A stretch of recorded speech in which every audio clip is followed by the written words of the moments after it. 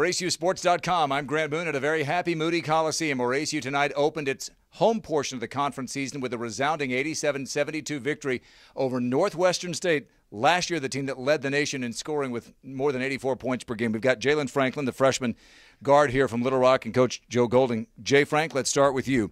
It was a war out there tonight, wasn't it? Yes, sir. I mean, it was a great effort for both teams. I mean, our bench played excellent. What I can say, I mean, we had Trip come off the bench in Farquhar, and they gave great minutes. I mean, I'm thankful for them groups. Tell me about what it's like for a starter to watch somebody come off the bench and take over a game. Not for a huge stretch, but Tripp really and Farquhar, I thought, really helped push the game back in your favor. Yes, sir. I mean, it's a lot of attention on the starters, and they just don't know we got a great bench. I mean, our roster is great. I mean, anybody can attack and get to the rim and find teammates, and they did that tonight. Well, also tonight, you get your kind of one of your mentors, Jalen Little, back in the starting lineup. He goes for 11 dimes tonight.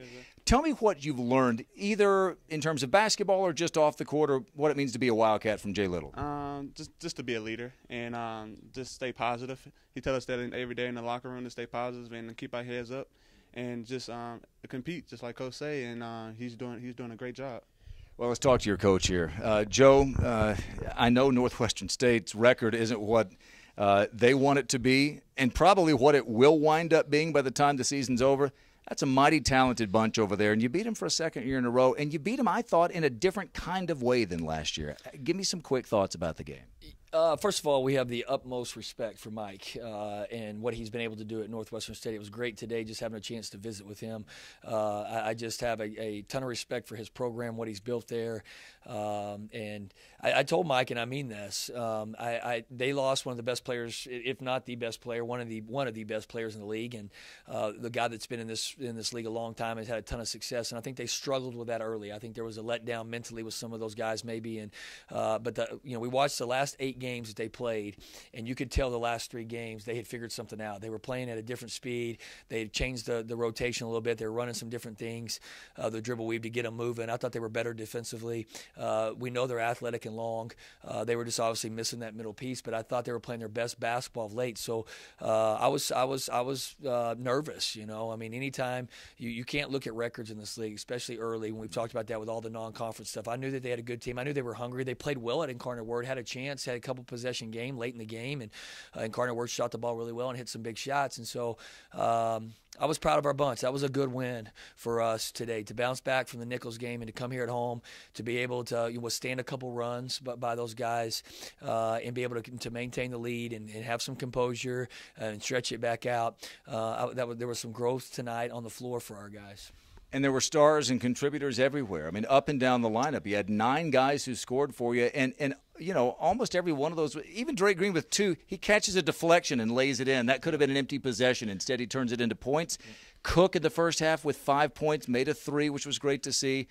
You get the big nights from Parker and Jay Frank, but, Coach, what you got from Tripp and Farquhar in a game that had been shrunk to a lead that had been shrunk to 6, all of a sudden the game turns around. Yeah, I'm really proud. I told Tripp he was going to get an opportunity. Tripp knew he was going to get an opportunity. He could tell yesterday at practice that we were going to give him some more minutes, and I'm proud of him for embracing that. I told Farquhar right before he went out the floor, we had talked as a staff, they sink their 5-man in, and on ball screens, and we figured they would do that a lot with Jay Frank and Jay Little, and so we thought we could go to Farquhar, and we got off to a pretty good start, so we didn't quite do it early, and then the second half we were able to pick and pop him, and he's able to hit some big shots. So I'm proud of both those guys. It's hard when you're not getting an opportunity to continue to practice hard and continue to stay mentally ready, but those guys did. We've held them accountable. Sometimes they haven't been ready, but they keep working hard in practice. They've stayed confident, and I'm proud of those guys for stepping up. I'm proud of the whole team executing a scouting report. We out-rebounded them. We had 16 or 17 offensive rebounds. We had more assists and turnovers. We only had 12 turnovers.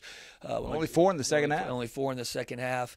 We shared the basketball. Obviously, it helps getting Jay Little back playing at a higher level. We were able to control the points in the paint. We're like 46-28. So those were all, in keeping them out of transition, were all keys that we put up there. The problem is we spent 2 days guarding the roll and replace, and we didn't do a very good job the second half guarding it. But a credit to them, too. They got some good players, and that stuff's hard to guard.